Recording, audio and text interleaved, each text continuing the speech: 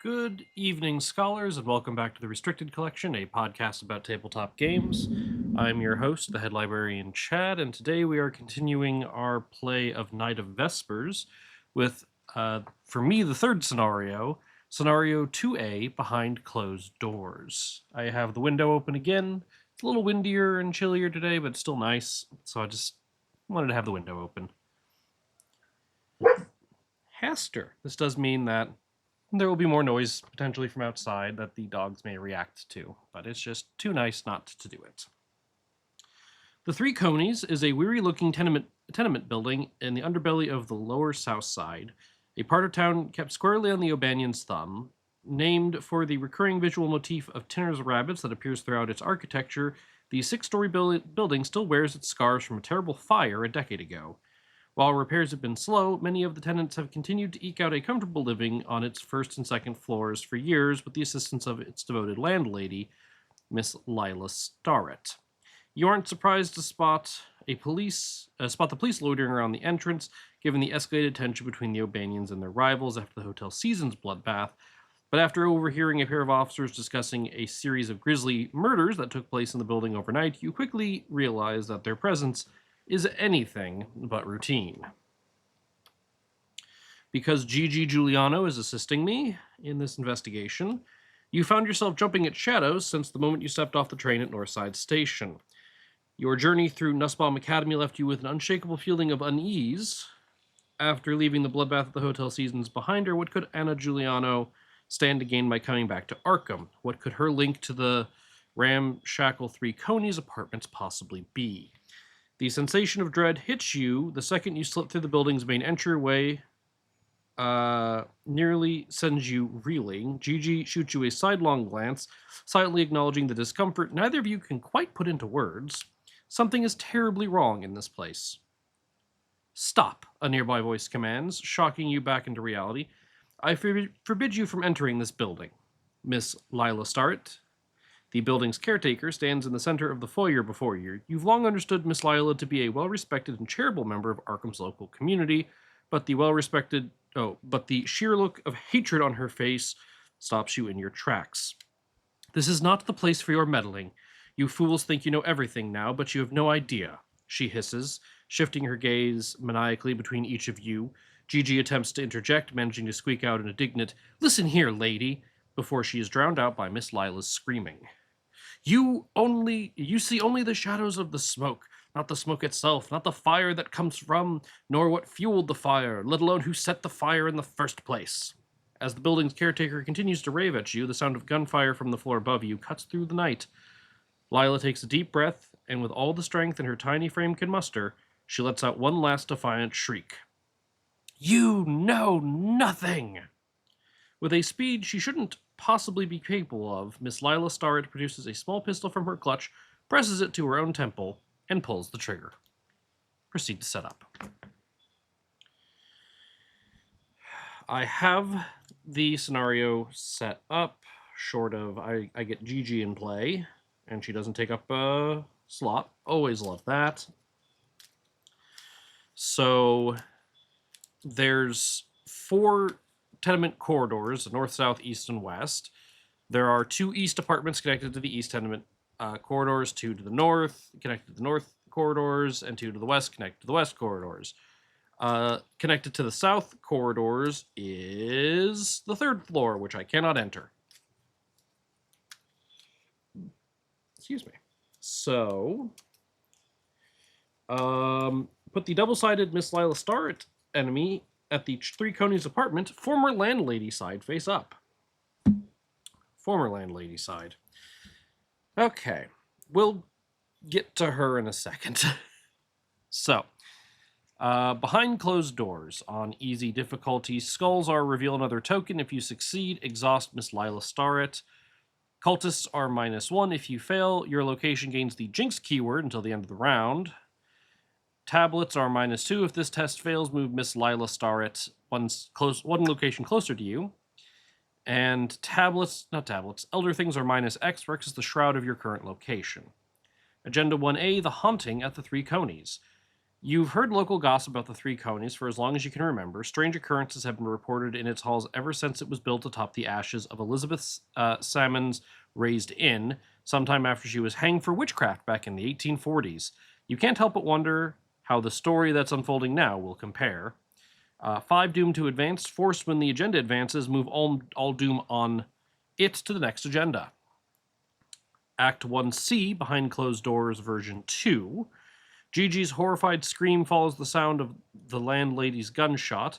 The smoking pistol slips from Miss Lila's fingers as her lifeless body hovers in midair, pulsating with a violent force that makes your eyes sting. What the hell is going on? Jinx. Test Agility 3. If you fail, move Miss Lila Starrett to the copy of tenanted quarters closest to you. Objective, make sense of what's happening inside the Three Conies apartments. At the end of the round, investigators may spend the requisite amount of clues as a group to advance, which is 3 per investigator. I begin play at the Three Conies apartment. It only connects to the north corridors. Everybody knows the Three Conies tenement in Southside belongs to the O'Banion gang. When the police had to poke their noses in to investigate the recent murders, they tried their best not to outstay their welcome.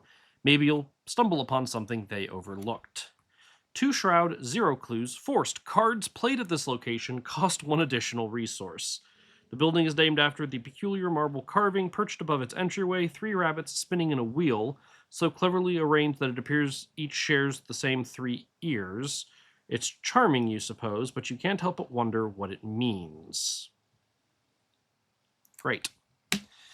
And then Miss Lila Starrett, former landlady, no health, 2 fight, 2 evade, humanoid, possessed, elite, aloof. She cannot attack, cannot move or be moved from her location except by effects on scenario cards, and she cannot be defeated. Forced, if she is ready, as an additional cost to leave her location, you must spend an additional action past her and take a horror. Reaction, if you succeed at a fight or evade action against Miss Lila Starrett, exhaust her. She does not ready during the following upkeep phase. The flavor text is, as she hovers in midair, Miss Lila's lifeless corpse thrums with a force that makes your eyes water. So she's just aloof. She doesn't hunt, but she'll move around based off of the Jinx effect as well as the tablet effect. I had 8 XP, with which I upgraded both of my Jim Culvers, mostly because it's just real good economy and it's extra soak, so not disappointed. My opening hand is Second Sight, Bloodstone, Infuse Life, Jim Culver, and Fearless. Let's ditch the Infuse Life and the Fearless to get me a Cosmic Guidance and an Offering Bowl. That's not all I wanted, but it's fine. All right. Because of Gigi, I'm at 4414 for stats, and friendly reminder for Gigi, she gives me +1 agility. And reaction, when you would take a will test on a treachery card, I can exhaust her, reduce the difficulty of that test by 2. All right. Let's leave to the north corridors where I'm not penalized for playing cards. All the tenement quarters are basically the same. The hallways of the rundown apartment building are a tangled web of worn-out carpets, peeling wallpaper, and flickering lights that cast eerie shadows across uneven floors. 3 shroud, 1 clue. Fast during your turn, choose and discard a card from your hand to move to another copy of tenement corridors. The sounds of soft shuffling footsteps echo throughout the dimly lit corridors. Something that I forgot to note, as part of setup, each of these 6 apartments have a random card underneath them because I'm playing this later. So there were 3 copies of each apartment. One is removed at random, and each copy is different on the front. And then there were a bunch of tenants, and I got removed 3 of them and shuffled in 3 enemies because I'm coming here later. And so whenever I enter an apartment, it has a forced, when you reveal this location, reveal all cards attached to it as well. So right now I don't care about what's at the apartments, I just need clues. But I do need clues. Alright, so I Hermes'd out. And let's get Jim Culver down, because he's just easy. And let's get an offering bowl down because that's easy. Exhaust offering bowl to take a damage, which I will put on myself, putting me at 1 of 8. To gain 2 resources. 1, 2. After I take damage or horror, I can exhaust Jim Culver to gain a resource and a card. And then after damage is placed on Maria Lambeau, I can draw 2 cards and keep 1 of them. It's a Scroll of Secrets or a Ward of Protection. I think I'm going to be fine on card draw, so let's take the Ward of Protection. I still have an action, and with 2 of the 3 resources I just gained, let's get a Bloodstone down, bumping my will to 5. That feels nice. that feels nice. All right. Enemy phase. She does not move on her own. She cannot attack or move except by text effects on scenario cards.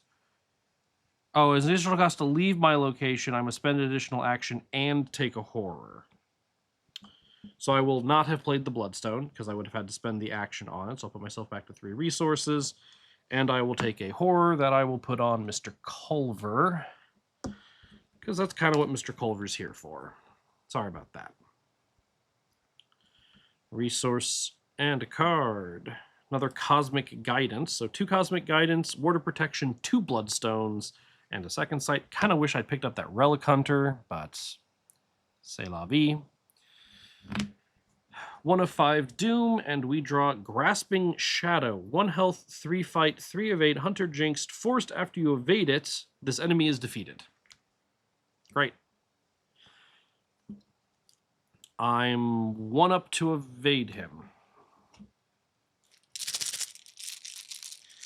I am going to quickly ping myself for a damage to gain 2 resources from Offering Bowl, which lets me exhaust Jim Culver to gain a resource and a card, which is Dendromorphosis, and then I draw 2 cards and discard 1 of them, but it's called... I got both my weaknesses out of this deal. Yeah, I don't love that. Don't love that at all. Okay. I was hoping to get cards to help me with this check. I did not. I am 1 up on evading this Grasping Shadow. Cultist -1 if you fail. I did not. So I have evaded it. It is defeated. All right. I'll deal with Call to Guinea in a minute. Second action, we're going to spend 4 of my resources to get a second sight out.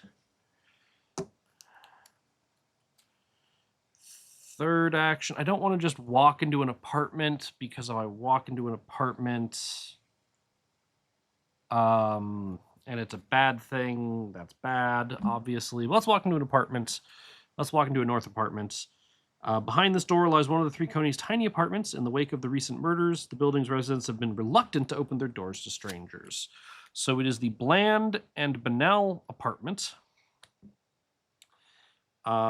3 Shroud, 1 per investigator clues. Forced actions that test agility and or will get +2 difficulty while inside the dreary apartment. That's bad.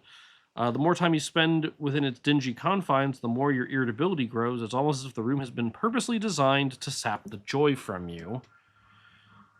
All right. And underneath it is Susie Brandt, a well-mannered student. Parlay test intellect plus agility 5. If you succeed, not sure you can hear the geese. If you succeed, choose and investigate your location to put 1 of their clues on Susie Brandt. Susie is a performing arts student from Boston and is renting a room for the month while she auditions for a part at the Ward Theater. She hasn't gone outside much. Okay.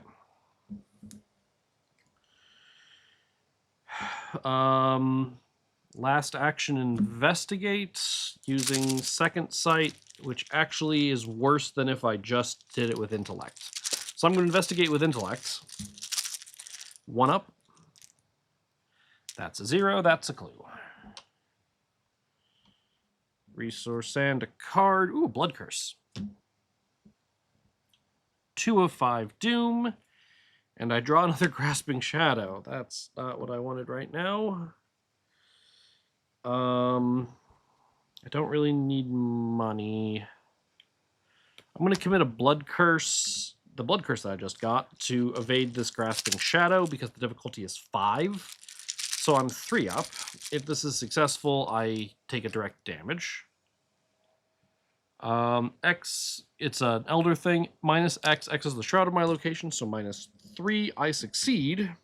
It's defeated.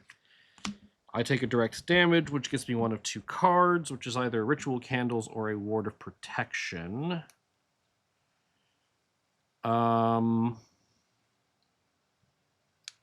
Ritual Candles make Skull +1, draw another. Cultists, yeah, Ritual Candles might be worth it. I'll get the Ritual Candles.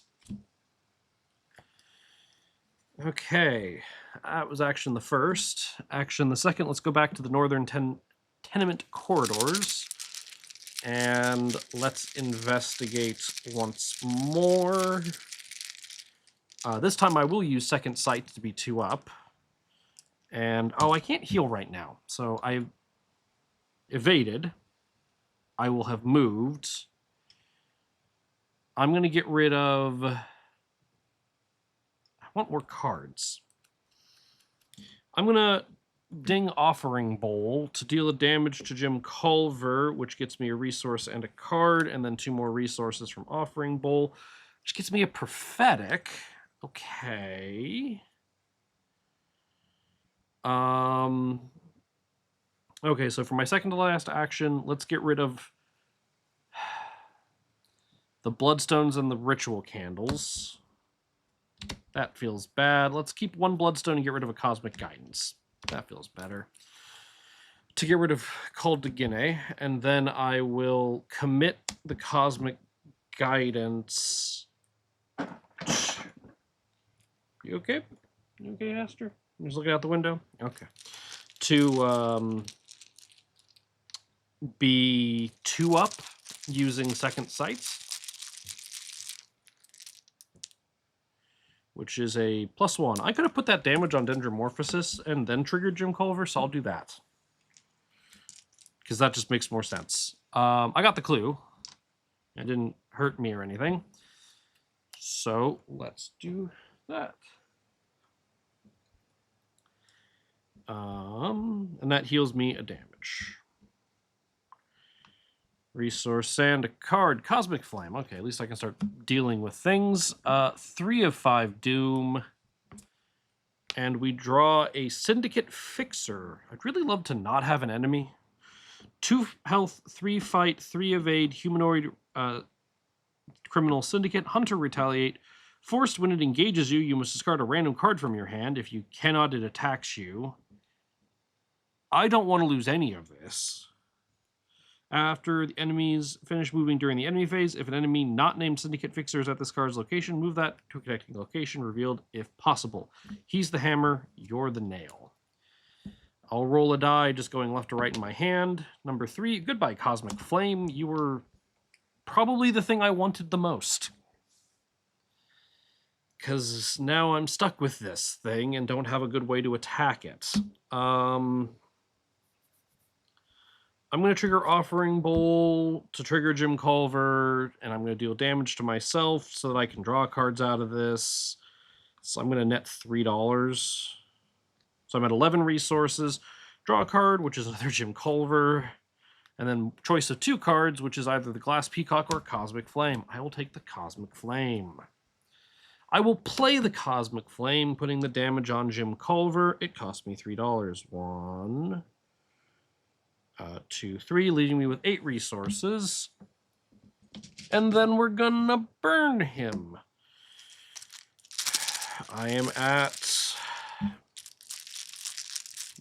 I'm going to commit Jim Culver from my hand for 2 will to be 6 to 3. That is a -3. I hit. I'll spend a charge. He's dead. So I spent an action playing the card. I spent an action using the card. Oh my goodness. Let's get this prophetic down so I can boost easier. 1, 2, 3, leaving me with 5 resources. That just feels better. Just so I can boost a lot easier now. Great. Can I please stop drawing enemies? Resource sand, a card, blood curse. I will already say there are more cards in my discard pile than there are in my draw deck. So I've got a blood curse, a word of protection, and a bloodstone. And we go to 4 or 5 doom. I just need a clue. Another enemy. Hateful apparition. 2 health, 2 fight, 2 evade. Humanoid guy spawns at a connecting location. While hateful apparition is at a location with a shroud of 5 or higher, it gains aloof. The shroud of its location and all connecting locations is increased by 2. It's a hunter. You can go to the jury apartment that I was already at. I'm going to go to the north apartment there is a higher than 50% chance that's an enemy if I go to another apartment building. So let's play it safe and go to the west corridors, which is another 3 shroud, 1 clue location. That's fine. I'm going to use second sight. I will double boost it to be 6 to 3. Using prophetic. -4. I just need a clue, guys. I just need to stop drawing enemies and get a clue. Test agility 3. If you fail, move her to the corridors closest to me.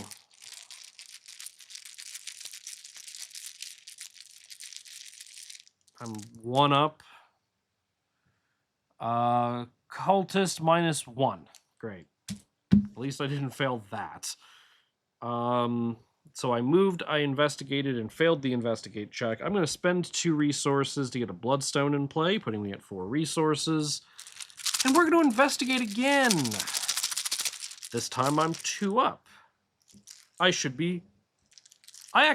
up, timeout. I would have succeeded that. I forgot Jim Culver gives me a +1. I would have succeeded that, because I would have been 5, 6, 7, -4. I would have succeeded that. So I'm going to take my $2 back. I'm going to get my clue. Nothing else bad happened, I guess. Take that, game. So objective makes us at the end of the round. So I will dance at the end of the round. So I still will actually play the Bloodstone as my second action. Well, I moved, investigate, Bloodstone. I don't really want to walk into a place right now, if I'm being honest. So I'm going to just draw a card because my deck is empty. Hey, look, it's Drain Essence. That's nice to have. Enemy phase, the Hateful Apparition hunts 1 space closer to me, so now my shroud is 5. Resource sand, a card. Infuse life. I actually might play you. That card is, in this deck, growing on me. But I will spend 3 clues, 1, 2, 3, to advance. A pure formality. The atmosphere of chaos enveloping the 3 conies seems to freeze as you meet the gaze of Anna Giuliano, the elegant grand dame that notorious night at the Hotel Seasons. She acknowledges Gigi with a fleeting look of disinterest before turning her full attention to you. We finally meet face to face. I trust your recovery has been satisfactory. She purrs dangerously as she sighs you up. Unfortunately, your timing couldn't be more inconvenient. I'm here to collect on a debt owed by my sister, and there are matters to settle before I can take what's mine, clearing the building of vermin, for instance. A distant gunshot from elsewhere in the apartments punctuates her ominous statement, and Madame Giuliano takes advantage of the brief distraction to slip away behind the dilapidated door to the 3rd floor. Find me upstairs when you grow tired of playing games, darling. I'll be waiting for you. Reveal the 3rd floor. Okay, 4 shroud, 2 per investigator clues, tenement layer, jinxed, action investigate. This test gets +1 difficulty and tests agility instead of intellect. If you succeed, you may either discover a clue at this location or exhaust a witch enemy at any location. Neat. Gather the set aside that Regina encounter set and put Anna Giuliano into play at the 3rd floor with 2 resources on her. Let me find her. Okay. So Anna Giuliano, the matriarch, 3 per investigator health, 4 fight, 2 evade, humanoid syndicate, witch elite, jinxed retaliate when she would take any amount of damage if she has barrier tokens on her, which I will get to. She gets 2 resources on her. Yep. Cancel that damage or remove a barrier token from her. Force at the end of the round, if she has less than her maximum the maximum barrier tokens on her, place X barrier tokens on her to her maximum. X is Ana Giuliano's maximum barrier value minus the number of binding charms in the victory display.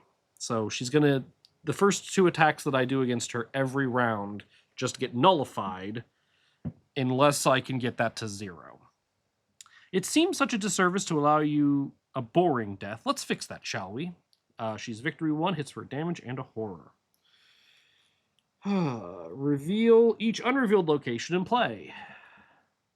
So the West Apartments has Finley O'Doyle, the gentleman I didn't make friends with. The other West Apartments that right next to me, so the Filthy Apartment, that's definitely Mold, has Finley O'Doyle. The Peaceful Apartment, Calm Mist the Chaos, has Ciergo Barrera, a silver-tongued salesman.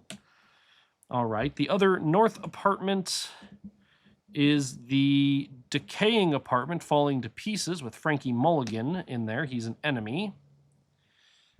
East Apartment, the first one is a Quiet Apartment, Silent as a Grave, which has Rufus Johnson at it. He's an enemy.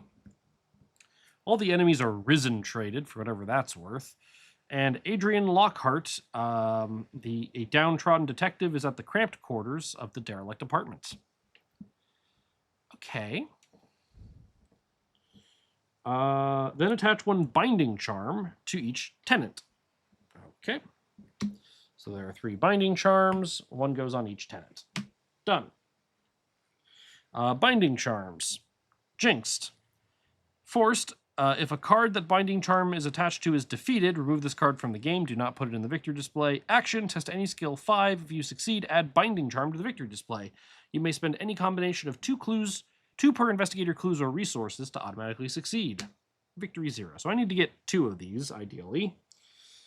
Shuffle each copy of Queen's Majesty. There are 2 copies of Queen's Majesty into the encounter deck along with the encounter discard pile. All those enemies. Anna Giuliano's maximum barrier value is 2. 3 if there are 3 or more investigators. Put this card next to the agenda deck as a reminder. Advance to 2C, Deadly Inheritance.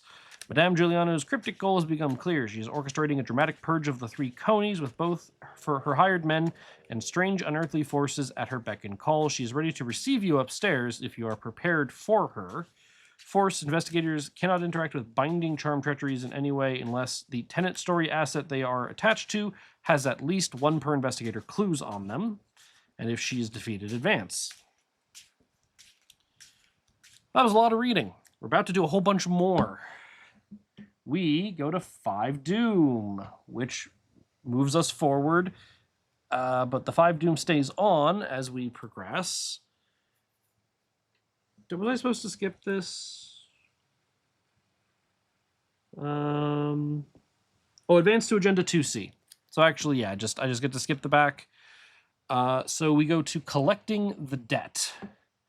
Agenda 2C. Chaos reignites in the aftermath of Madame Giuliano's departure, but the remaining tenants are gripped by a strange, haunting stillness. Is there no way to break whatever terrible spell she's casting upon them? Jinxed, test agility 3. If you fail, move Miss Lila Starrett to your location. Live it once per round. Force, if an effect would cause Anna Giuliano to leave the 3rd floor, cancel that effect and add 1 Doom to the current agenda instead. Oh boy. And then, because we're not done yet, my Mythos card. A lot has changed. Very quickly. I draw an Unclean Spirit. Revelation, attach Unclean Spirit to a non-permanent, non-weakness asset under your control. Limit 1 per asset. If you cannot, Unclean Spirit gains Surge. At the beginning of your turn, discard the top 2 cards of your deck. If you cannot, discard the discard the attached asset. Forced when the attached asset, when the asset attached to Unclean Spirit leaves play. Test will 3 if you fail. Attach Unclean Spirit to a different non-permanent, non-weakness asset under your control. Great. You can go on the Bloodstone. That's fine. I could ward it. I don't want to ward it. It's fine. Okay.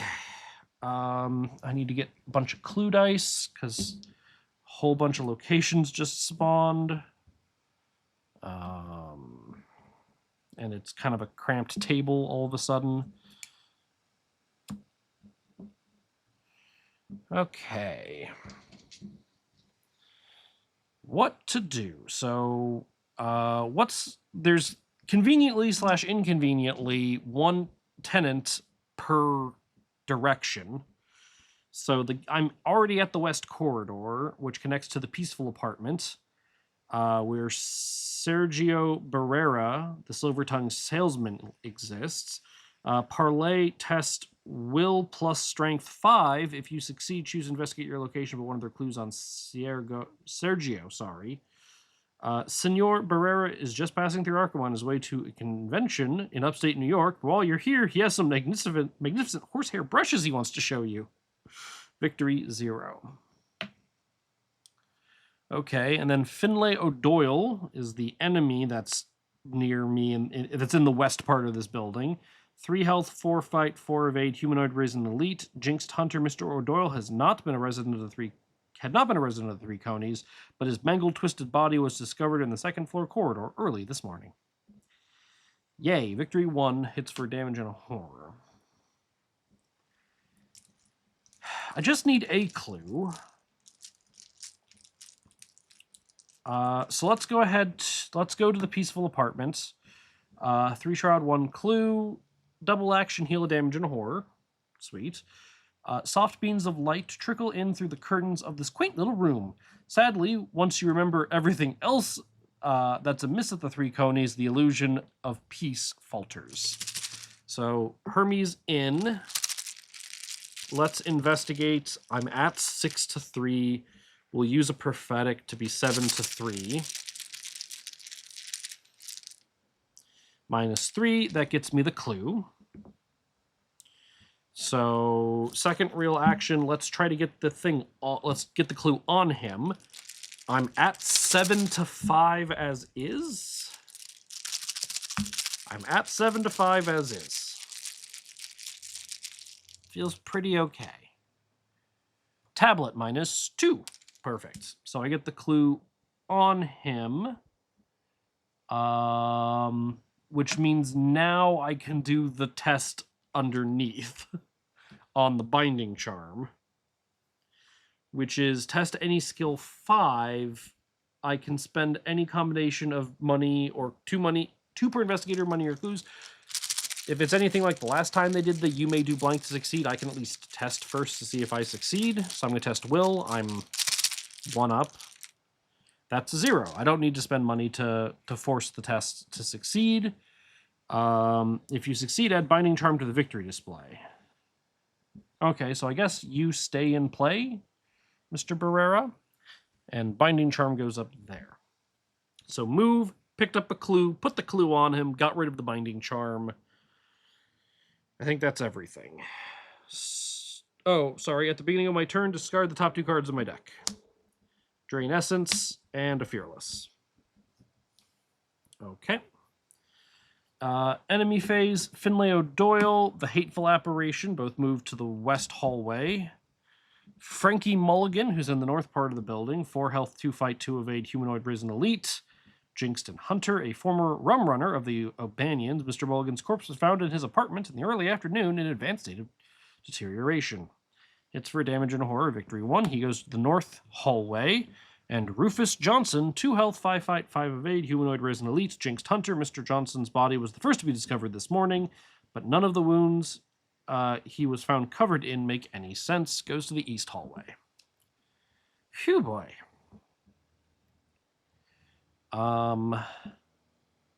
Great.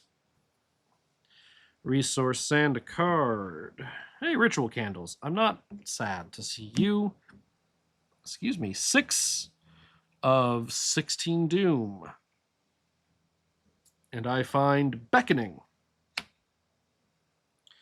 Test will 5. This gets -1 difficulty for each tenant story asset in play. So it gets -3. I'll exhaust GG to make it a 0 difficulty test.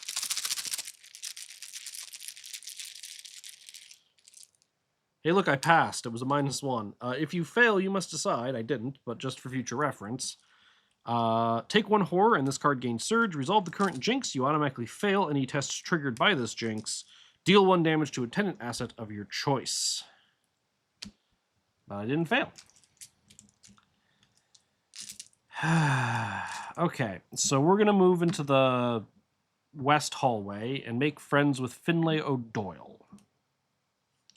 Hello, Mr. O'Doyle. I'm going to spend 1 off of Prophetic to... I'm going to...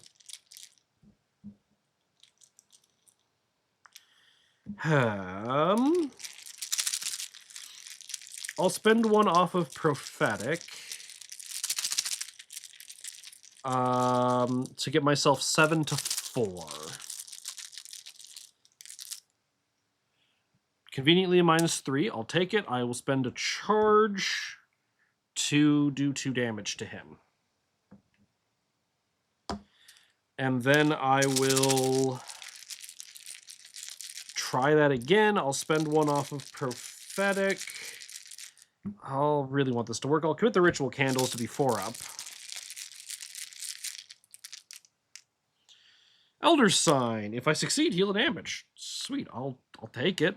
I don't need to spend a charge because I just hit and I kill him, and that's 1 VP right there. So Hermes in, hit. I am going to spend 2 to play Drain Essence on the Hateful Aberration that's at my location. I am 4 up. It's aloof because the Shroud is 5 or higher. That's a -4. Great. You're dead, and I don't heal, but transfer 2 damage to you, which puts me at 0 of 8 damage. That feels great. Now that I'm so healthy, and I've used all of my actions, I am going to... I'm stuck here. No matter what I do, I'm stuck here. I am going to discard Infuse Life to move to the south tenement corridors. It's another 3 Shroud, 1 Clue location. I'm going to take a damage and horror from Rufus, but that's fine. Because he's easier to kill. So I'm going to have Frankie go to the west.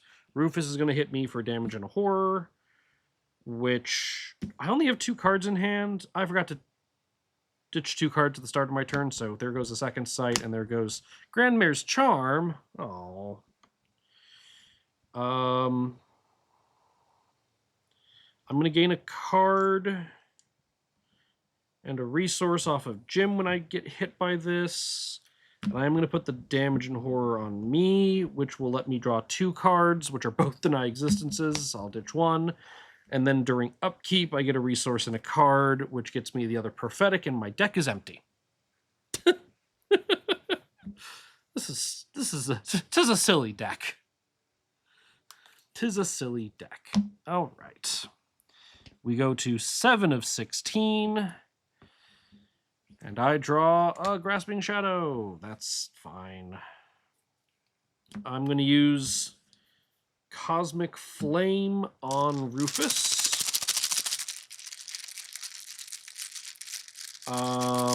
I will spend 2 off of Prophetic to be... let's see. I'm at 6 to 5. Prophetic gets me... I'll commit an Offering Bowl to this to be 4 up, because I get to 8 to 5, and then Offering Bowl gets me 4 up, which is where I want to be. -2. Oh, also, I forgot to discard... Bloodstone gets discarded, because I could not ditch 2 cards off the top of my deck, and I will use GG to test past that, which is a tablet, which is fine, and then... I forgot what I drew for Rufus, but it was I think it was like a -2. It was inoffensive. I'll draw it again, I guess, just to be safe. But I was 4 up. It's -1 on the redraw. Either way, it's an inoffensive safe. And I will spend the last charge off of Cosmic Flame to kill him. That's a VP. That was just 1 action. I really don't want this Grasping Shadow on me. I could evade it, but it's better for me if I can hit the Cosmic Flame and not draw a skull. That'd be great. So I'm 3 up on the Cosmic Flame. That's an automatic failure. I failed. Wait, is anything jinxed? Yes, you're jinxed. I failed a jinx test. So... Test agility 3, I'm 1 up. -4, okay, so she goes to my location. Hello. I'm going to discard a Deny Existence to move to the east tenement corridors, the east hallway, which gets me away from her, thankfully. I just don't like you, lady. You're creepy, and you hover menacingly. I'm going to attempt to Cosmic Flame again, which is a Cultist -1. Great. Dead. So I shot and missed. I fast moved. So I have an action... No, I have no actions left. I just have a Hermes move. I kind of just want to stay here. Yeah, I just kind of want to stay here for a minute. I can get the clue off of the east hallway and then go talk to the downtrodden detective. Frankie, you go hunt to the south. Resource... And a card. I'm going to put a horror on Gigi when I shuffle through my deck.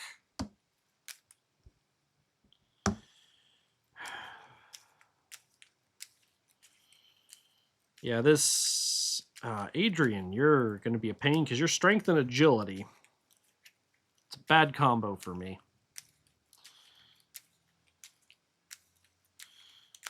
Can't remember if you get... If there's... You probably just get a couple XP if you get all 3 of them. I guess I don't need to do Adrian. I guess I could run up north and go talk to Susie. That's an intellect and agility. That's way better for me. Though at her apartment, it's a difficulty 7, and I'm at a 4. Versus the strength and agility, I'm even. Or sorry, it would be... If I run up to Susie, I would be at 8v7. And if I go do without any modification to where I currently am, if I go talk to Adrian, it's a strength agility where I'd be at 5-5. So I'm technically better at Susie, but I'm just going to be committing blood curse to whichever one I do. So it's a little, you know, 6 of one, half dozen of the other. 7 resources. I drew a scroll of secrets. That's nice. We go to 8 doom of 16, halfway. Hateful apparition. You're not what I wanted right now. You have made talking to Mr. Lockhart way more annoying because you've made it way harder to get a clue. Though the quiet apartment is not a bad thing. So the quiet apartment had one of the enemies in it. 3 shroud, 3 per investigator clues, but it has a forced ability where, as additional cost to parlay here, I don't care, I'm not parlaying here, but reaction, when you succeed at an investigate action at this location, discover additional clue. 3 clues would set me up very nicely. So I'm going to spend 3, 1, 2, 3, to get my other prophetic down, giving me 4 recurring resources a turn. And then we're going to Hermes into the quiet apartment. I'm going to spend all 4 of them to be 10 10 to 5. Overkill, but what else am I going to do with it? -2. Great. I will spend a charge off of second sight, and I will use the reaction ability to get all 3 of the clues. So I moved. I investigated. We're going to move back to the eastern hallway. And then we're going to move to the northern hallway. It's a lot of movement, but it's fine. Resource sand, a card, another blood curse. And we'll have Frankie. Frankie's going to go up the west hallway. Hateful apparition catches up to me, but that's fine. You're not hurting me right now. You're aloof. You're just making Shroud's awful, but that's fine. 9 of 16. The real trick is I need to get I need to get something to kill Anna Giuliano with. That's kind of my problem right now. Another Grasping Shadow. I'd really just love it if you stopped. Cosmic Flame. I'm not using Prophetic for anything else this turn, so I'll spend 2 off of it. I only need to spend 1 off of it to be 4 up. I am going to spend 2 in case I draw the Elder thing, because my Shroud here is 5. -4. Doesn't matter, you're dead. 1, 2. Let's go to the Dreary Apartment, where I am going to attempt to parlay Susie Brandt. It is a will plus agility 5, but it's 7 because of this location, because it's the Dreary Apartment. I'll commit a blood curse to this to be 5 up. Skull, reveal another token. Another skull, reveal another token.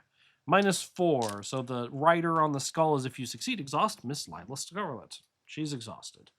I take a direct damage, so I will get to get a resource and a card off of Jim, which gets me a Ward of Protection, and then 1 of 2 cards. They're both Offering Bowls. I guess I will take an Offering Bowl to drop 1 of my 3 clues on her, which lets me do the action on Binding Charm. Test any skill, difficulty 5. I can just spend 2 resources. Duh. Hey, look, it's an Elder thing, which is the Shroud of my location. I spend 2 resources. Boop, boop. I'm glad that there's a failsafe for that. So I moved. I took 2 actions. So I have 1 action left. I don't want to go back. Well, I could go back and then fast over to the east hallway. Guess I could. I will ditch the Scroll of Secrets. So I'll move back and then ditch the Scroll of Secrets to fast move to the east hallway, because you can move amongst the directional hallways with shenanigans. As a free trigger, you can ditch a card to move to another copy of the corridors. Hateful Apparition catches up to me. That's fine. Resource sand, a card. Infuse Life. 10 of 16. I guess the thing I have to determine right now is, do I go for Adrian and the 3rd Binding Charm, or do I go for Anna? It's only 10 of 16. Queenly Majesty attached to Anna Giuliano. You may not use fast actions against Anna Giuliano's. I'm assuming that's free triggers. Or you can't use fast cards. It's not fast actions, fast cards.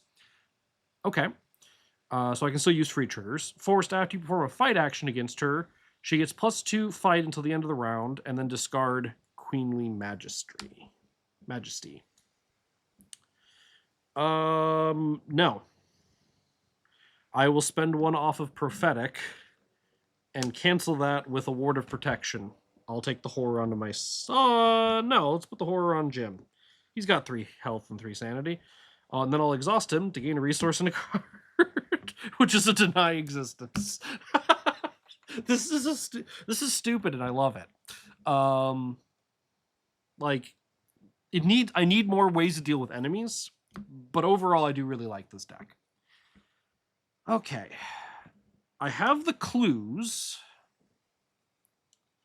So Oh, shoot. Derelict apartment. Your parlay tests have +2 difficulty while inside derelict apartment. That's problematic.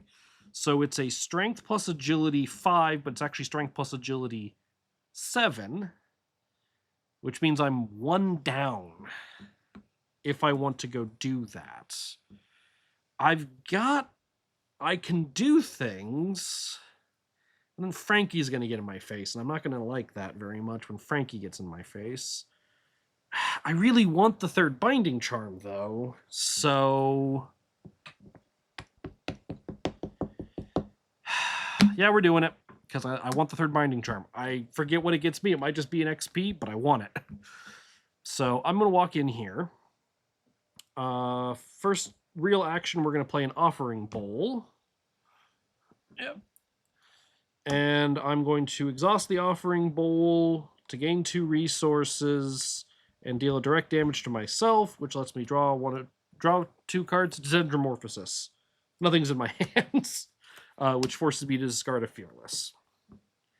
That's not what I wanted right now, but it's fine. We're going to commit... Oh. I guess I shouldn't have done that when I did it.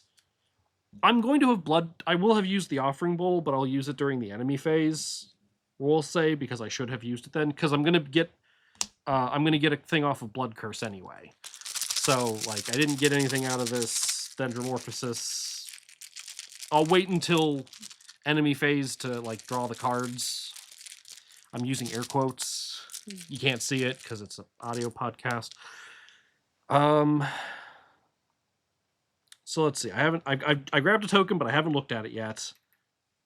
The difficulty is 7. I'm 2 up.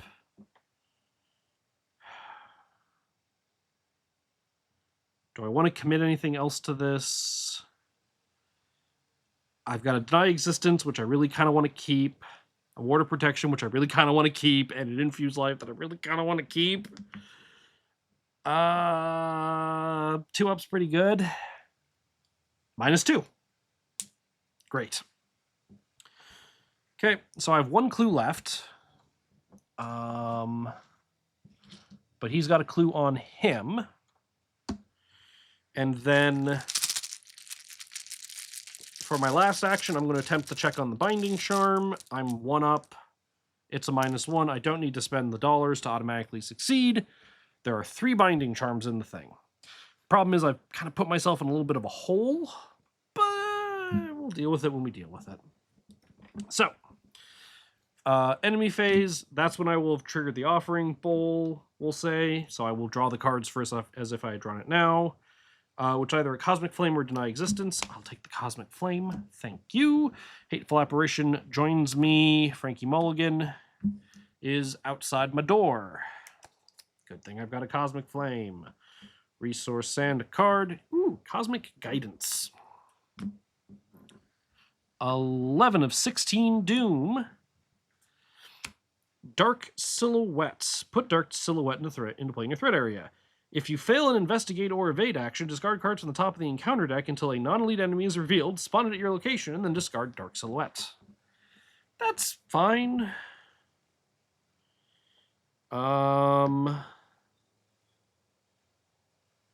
I'm going to spend...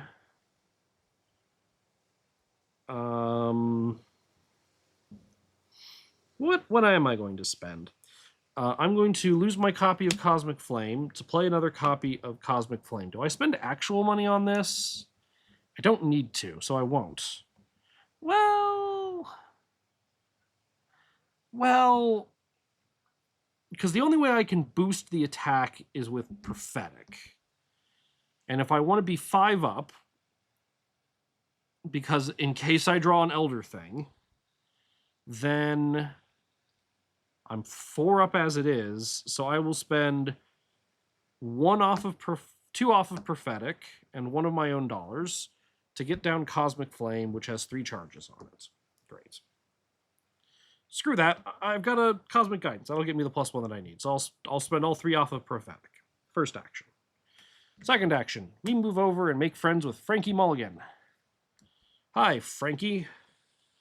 I'm going to attack you with my Cosmic Flame. I will commit Cosmic Guidance to be 5 up, just in case I draw the thing that tanks me because of Shroud.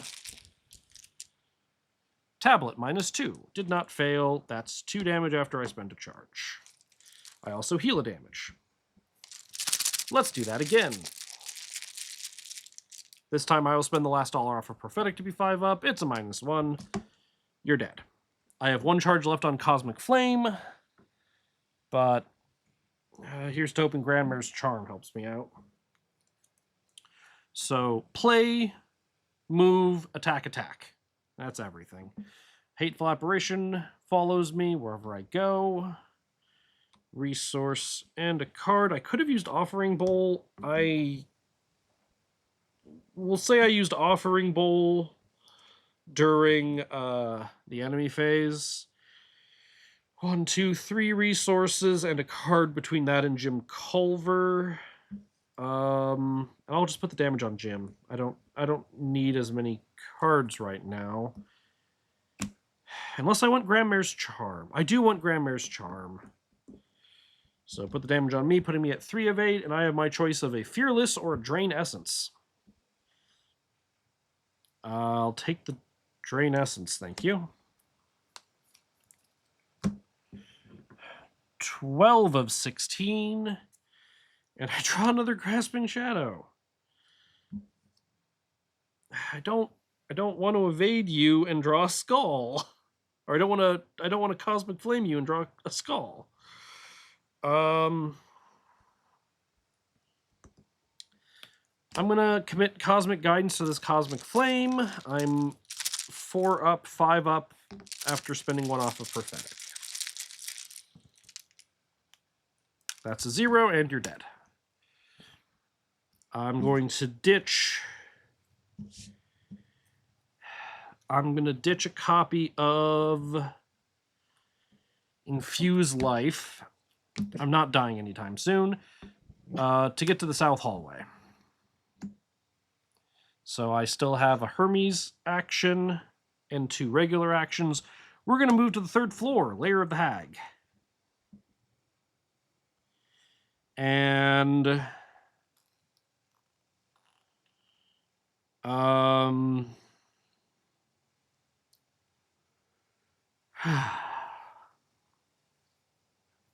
do I want to do this? So it's a Shroud. It's a Shroud 4 right now, because the Hateful Apparition hasn't gotten here yet. I have 2 regular actions left. She's engaged with me.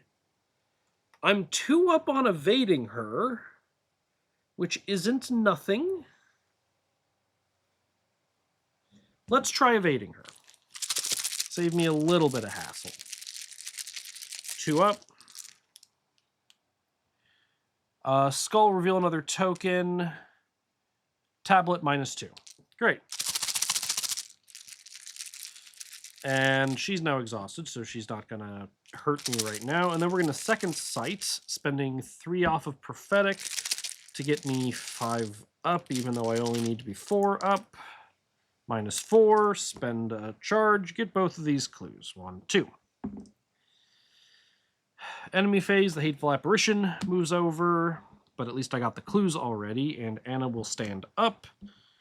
Resource and a card for another Infuse Life.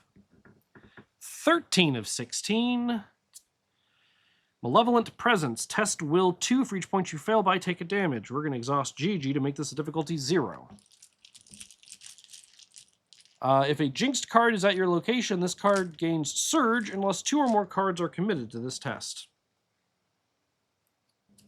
I'm fine. Cultist is a -1, don't care, but it surges into a Pale Observer. Will 2 gets +1 difficulty for every 2 cards in your hand. So I'm 2 up on this. If I fail, I take a Horror, and this card gains Surge. I will commit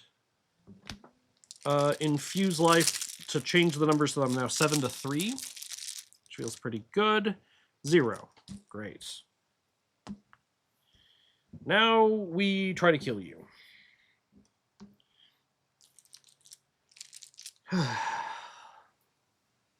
So, hit with the Cosmic Flame.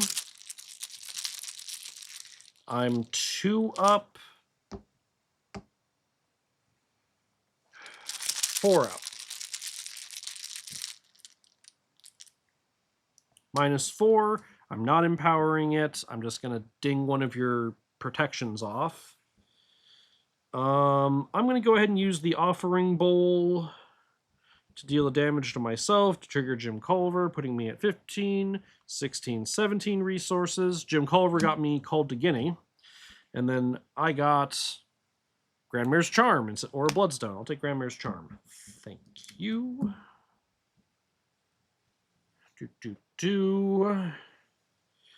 So let's try that again. I'm pretty happy with where that is. Let's try that again. 4 up. -2. So that's dinged away. Excellent.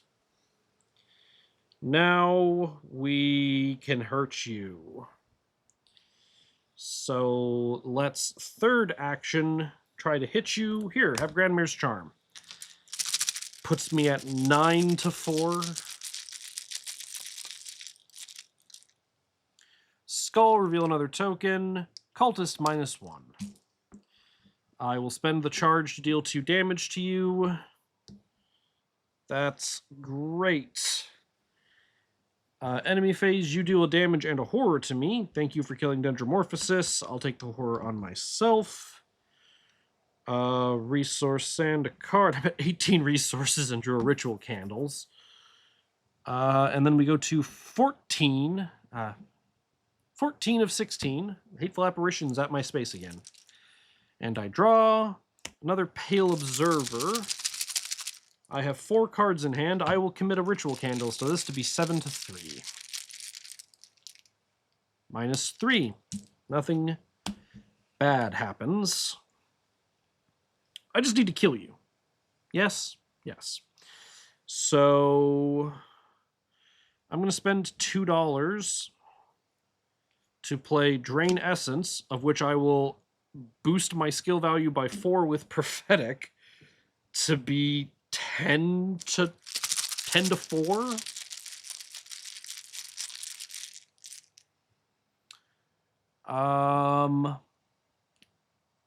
-X, where X is the shroud of your location, which is -6.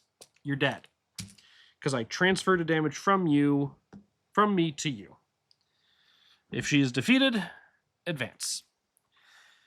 Who saw her die?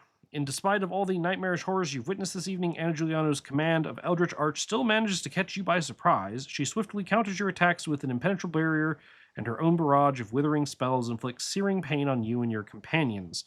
Yet, through sheer tenacity or a stroke of luck, you manage to gradually wear down her defenses in an intense and grueling battle. With her back to the wall, Madame Giuliano starts to laugh, a soft, self-satisfied chuckle that swells, growing louder and louder until it transforms into the howling cackle of a madwoman.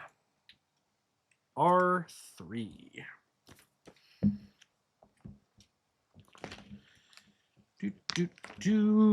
Madame Giuliano's laughter echoes throughout the rotten lair, her hands reaching triumphantly towards the rafters. Do you think this is over, children? Her imperious tone reverberates off the decaying walls. You have no idea what you're playing at, not an inkling of what awaits you. You're stumbling about in the dark like insects. But at least now you see the smoke.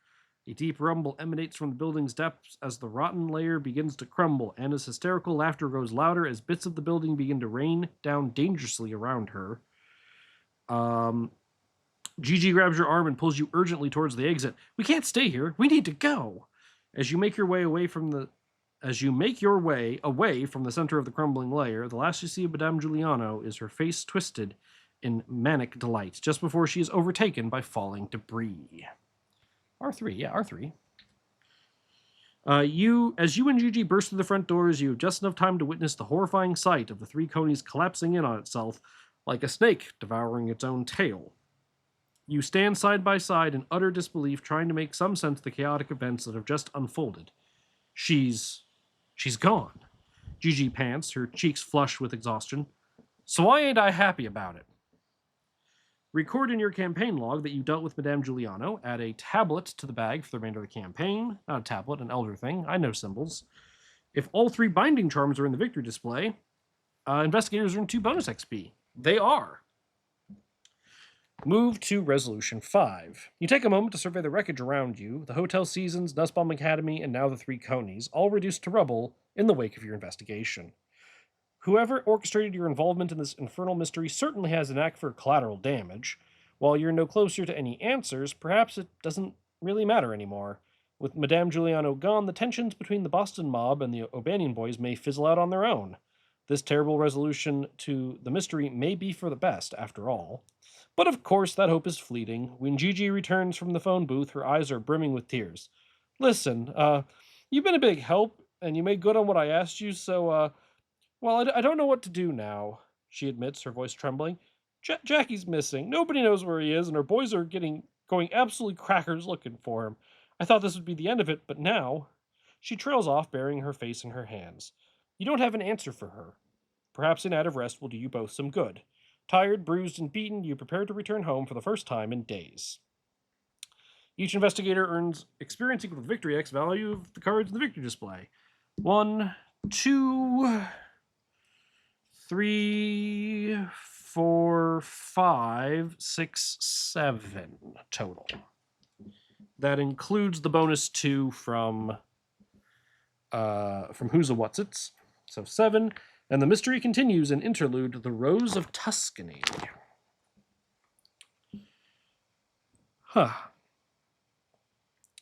You're bone-tired by the time you finally get home. The events of the past few days have drained you to the core. Your mind is cluttered with thoughts of Nussbaum Academy and the 3 conies, but you're too fatigued to make much sense of them.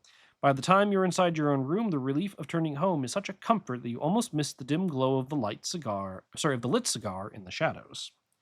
You aren't alone. Your hand moves instinctively to your coat pocket, but a smoky laugh cuts through the silence.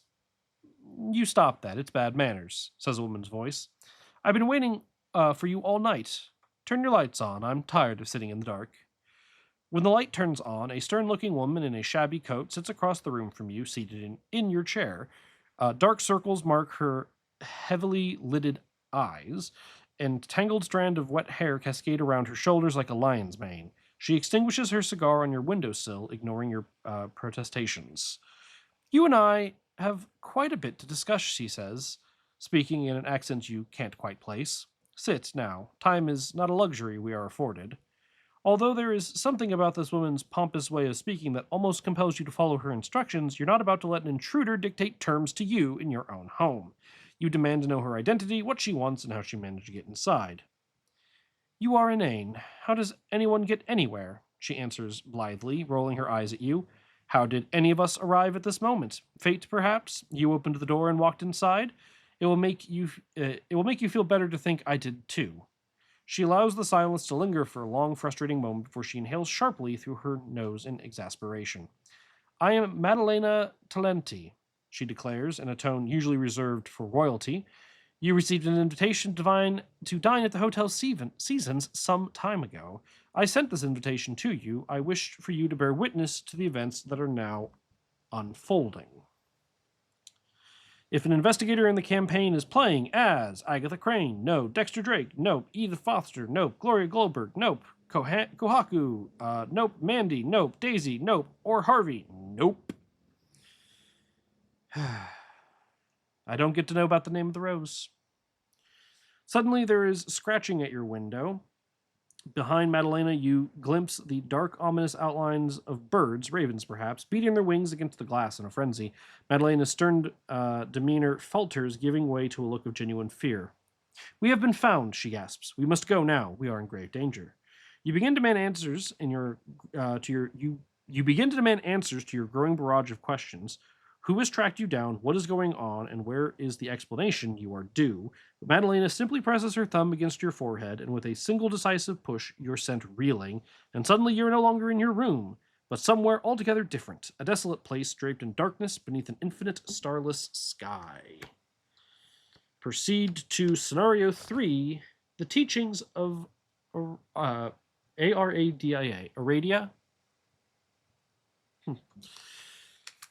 Again, it's that thing when you're doing things for a recording, you're second-guessing rules and pronunciations that normally wouldn't give you any pause. I have 7 XP to figure out. I'm unsure if I'm going to be playing that tonight. I don't know why I'm mentioning that, because for you it's going to be all the same. Be back for that. Welcome back, scholars. It's another day. I don't have the windows open because, as is custom in Minnesota, the weather changes. So today, it's still nice outside, but it is notably colder. So not nice for keeping the windows open. I spent my 7 XP on a relic hunter. I really needed a way to get my bump up my charges on my attack spell, so I upgraded to 2 copies of Winds of Power, and I also got 2 copies of Dreams of the Clay because I just do really like that card. I removed my beloved Scrolls of Secrets. I don't think I need more card draw. So I don't think I needed those at the time. And I got rid of the Ritual Candles. I don't know how I feel about that one, but it was the thing that made the most sense to get rid of out of everything in my deck. But we'll see about that. This is scenario 3 of Night of Vespers, which is the 4th scenario that you play because there's a 2A and a 2B. The teaching of Aradia. The bleak alien expanse that stretches out before you is something out of a nightmare. Icy winds lash against your face as you struggle to orient yourself in this barren, rain-slick wasteland. Your ability to see through the darkness comes in flashes, illuminated only by the distant flicker of lightning from the empty sky above. Madalena, who stood beside you only moments ago in the comfort of your room, is nowhere to be found. If an investigator in the campaign has the Dreamer, Sorcerer, or Witch trait, I do. Choose one of them to read Deja Vu below. There's something about this strange place that strikes you as oddly familiar. You're no stranger to the otherworldly, and there's a strange quality in the tension of the air that reminds you of the lands just beyond the Veil of Sleep, similar somehow, but distinct enough to make you deeply uncomfortable. You're experienced enough in the occult arts to know when you've crossed that particular threshold, and you're quite sure that you're awake. But if you aren't in the Dreamlands, then where? I may search my deck for an asset that takes up at least 1 arcane slot, and I can put that into play at no cost. Cool. I'll take a free... do I want the Cosmic Flame? It's just the way that I'm going to be able to fight things. So yeah, I'll get the Cosmic Flame. Then we proceed to intro 2. Another flash of lightning illuminates the sky, and you see it, the unmistakable silhouette of a white owl perched atop an outcropping of jagged stone nearby. As you strain to get a better look at it, the first sign of life in this desolate place. Madalena's voice rings out to your mind as clearly as a bell. Ah, good, I found you, she says. Follow the owl. So, as I mentioned before, I printed out the campaign guide. Maybe it's been updated since I printed it out. It has been 2 months since I printed this out. But as part of setup, it says to take the Thomas de Quincey enemy along with 4 per investigator reflection enemies. There are no reflection enemies included in the set. They're all servitor traded. So I assume, because it's the thing that makes the most sense, that reflection and servitor are, for points and purposes, equivalent. There is a small scratching of my head because if you actually take a look at all the servitor enemies that are included, there are not enough for 4 per investigator. So maybe it's supposed to be 3 per investigator. I don't know. I'm just trying to... I'm not saying this is like a knock against the campaign. It's a thing with even official campaigns sometimes where just a hiccup happens here or there. Does this make it so I can't play? No, I can. I've played this twice before. This makes sense. This seems to work just fine. Is it 100% precisely what the designer wanted? I hope so, but it's close enough that I'm not stressing about it. All right, let me get 3 charges on my Cosmic Flame. That just feels nice to have out. I begin play at the Primordial Chaos, the only location in play. This scenario uses the Veiled keyword. Veiled locations only have a revealed side. They do not have an unrevealed side. And if they have no clues on them, you may flip it over and read the story card on the back. So, Teachings of Aradia. Skulls are -X. X is half the number of clues remaining on your location rounded up. Cultists are -2. If you fail, move an enemy at a reflection location to the nearest primordial location. Are they reflection locations? They are. They are properly reflection locations. Tablets are -2. If you fail, take 1 damage or 1 horror. And Elder Things are -4. You may choose to return a reflection enemy. I'm reading that as servitor enemy in the victory display to the servitor deck. If you do, treat this token as a 0 instead. So you can kill them, and they can go to the victory display, but there's a way to get that they can come back. Agenda 1A, Stars and Rain. As air permeates water, as ether permeates the densest I'm going to restart that. As air permeates water, as ether permeates the densest solid, so does astral matter permeate all physical. The astral world is above us, below us, on every side of us, through us. We live and move in it, but it is intangible, invisible, inaudible, imperceptible, because the prison of the physical body shuts us away from it. A quote attributed to Annie Besant from the Ancient Wisdom. This is a 13 Doom threshold. It gets +1 per investigator Doom threshold, so 14 Doom threshold. Jinx, put a clue on your location from the token bank. That doesn't seem so bad, but when I want to get clues off of things as much as possible to flip for them further veiled, that can be a problem. Act 1A, Adrift in the Astral. Alone in this dark and unfathomable place, you endure the endless storm, desperately attempting to keep sight of the white owl overhead. Reaction at the beginning of the Mythos phase, I may choose to direct 1 direct damage or 1 direct horror. If I do not draw cards from the encounter deck this Mythos phase. Objective, find safe harbor in the astral plane. You will be instructed when to advance. Oh, I can take direct damage, you say? Fun, that. Top 5 cards of my deck. Cosmic Flame, Deny Existence, Offering Bowl, Dreams of the Clay, and Fearless. I'm going to ditch everything but the Offering Bowl. Called to Guinea gets cycled. So Offering Bowl, Prophetic, Drain Essence, and Infuse Life. That's not bad.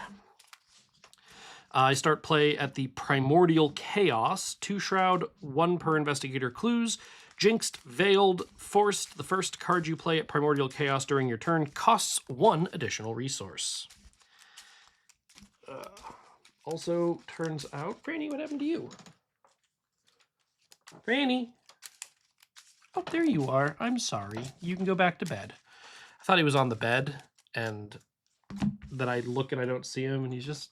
Yeah, okay, sorry about that. Great. Resetting my stats to 4413, because I do not get what's her face off the start. I don't really want to be here, so I'm going to investigate 2 up.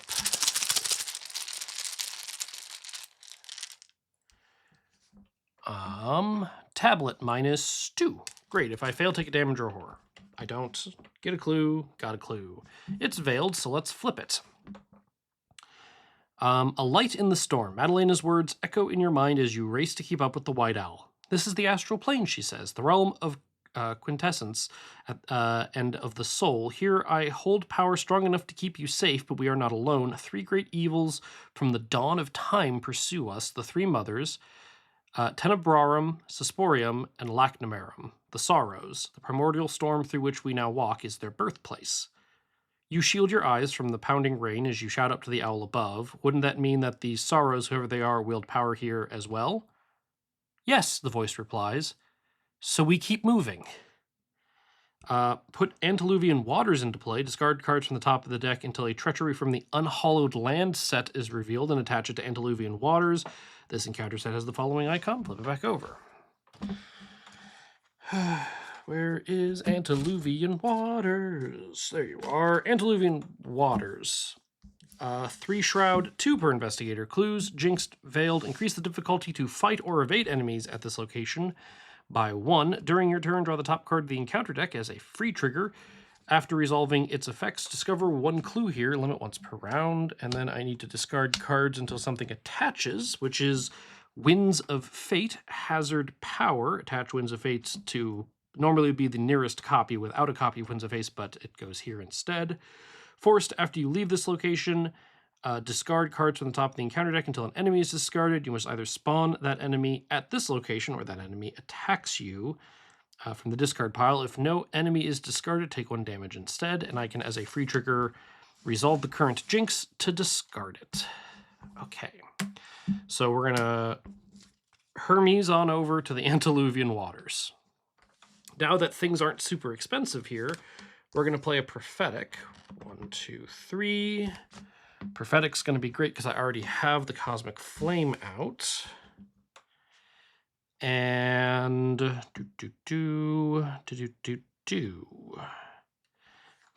I have 1 real action left. It's when I leave the Antediluvian Waters that Winds of Fate triggers.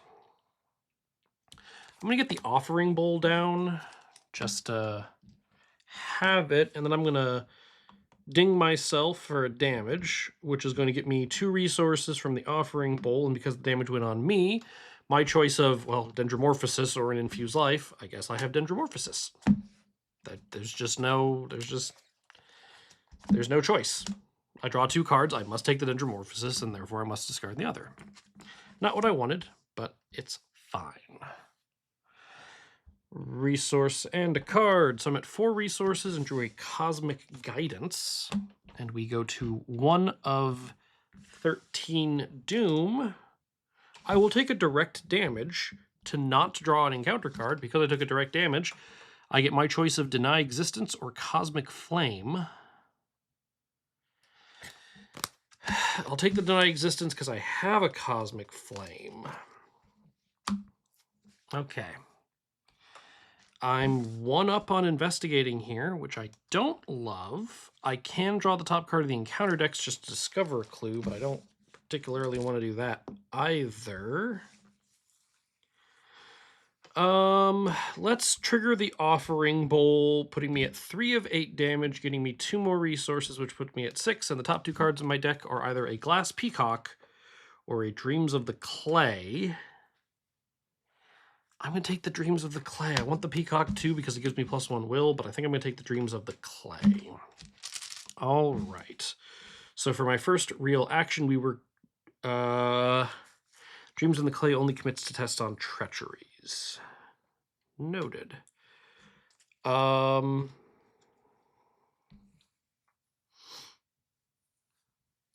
know what? First real action...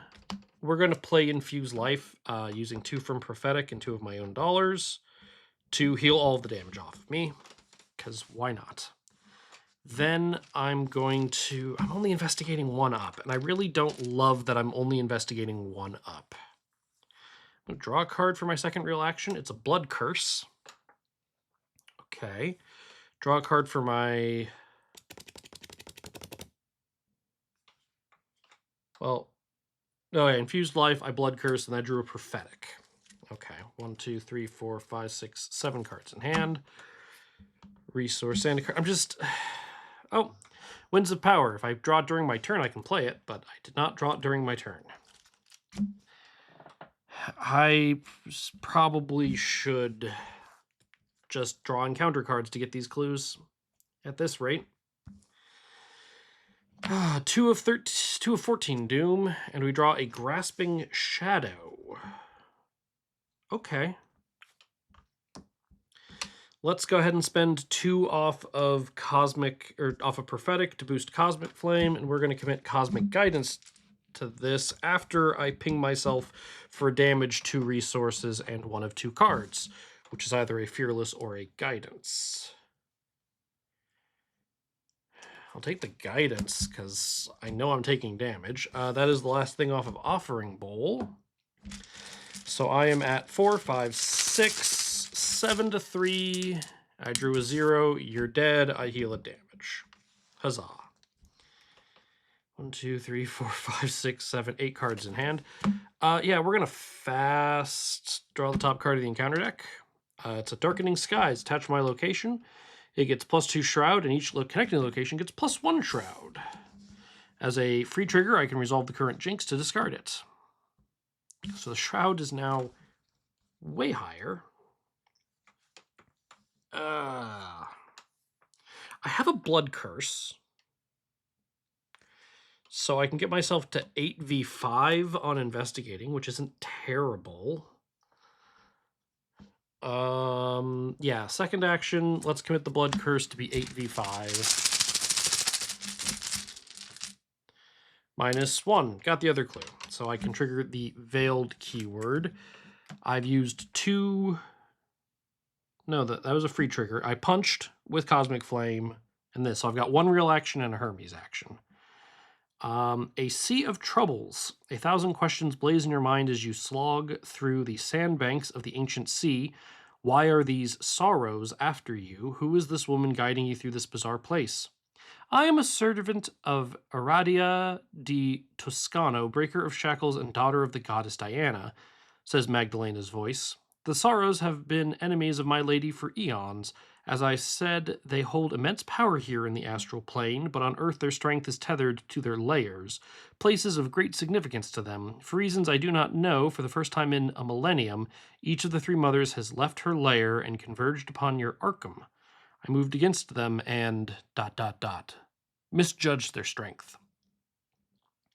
Put the Yawning Void into play. Search the encounter deck and discard pile for 1 per investigator copies of Grasping Shadow and spawn them at each location in play. Empty locations first, if possible. Okay, let's grab a Grasping Shadow. Flip this card back over. Okay, so as I said, I've got a Hermes and a regular action. I'm just going to fast resolve the current Jinx and add 2 clues to my location because it doesn't matter. I've already gotten what I wanted out of this location. And I'm sorry, what location was I supposed to put into play? Yawning Void, which makes a complete loop. So Primordial Chaos, Antediluvian Waters, and Yawning Void make a triangle. Yawning Void, 3 Shroud, 1 per investigator clues. Jailed Vinx, forced when you fail an investigation test at Yawning Void, in addition to resolving the current Jinx, draw the top card of the encounter deck, limit once per round. I do take a direct damage. I've already used my card draw for this phase because of Blood Curse. Whew, there's a lot going on. And then where am I putting this Grasping Shadow? Am I sending him forward? Yeah, let's send him forward because I can move and attack him. 1, 2, 3. So let's go ahead and move over to the Yawning Void and attack, and I will commit Cosmic Guidance to be 2 up.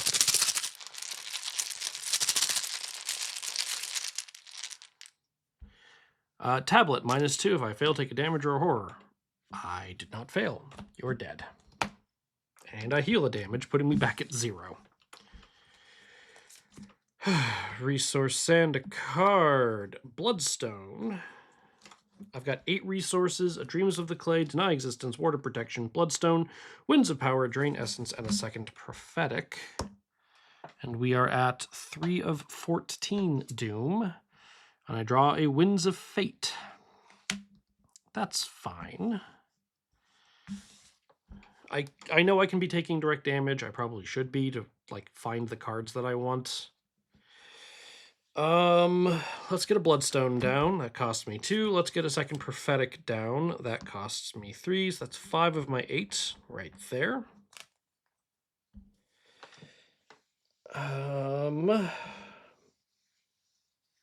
I just need to get a clue, but I'm only 1 up on it.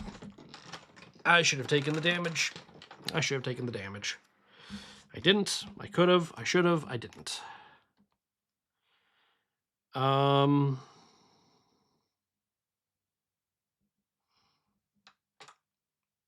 What are we doing?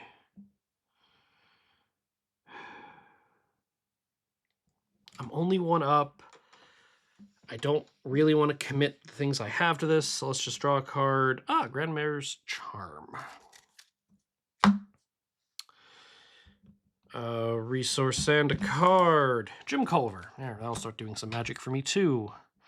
4 of 14. I will take the direct damage onto myself to draw 2 cards and discard one of them. I'll take that Offering Bowl and discard the Fearless.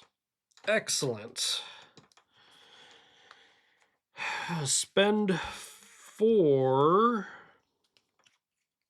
to get Jim Culver.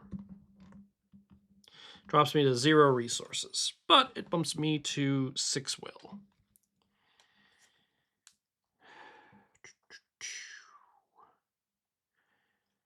I think I just need to go for it. I can get myself 3 up. 3 up's pretty good. 2 up's good. 3 up's better. I'm going to commit Deny Existence and Drain Essence to be 3 up. It's just not what I want it to be. Elder Sign. I'll take it. I'll heal the 1 damage that's on me.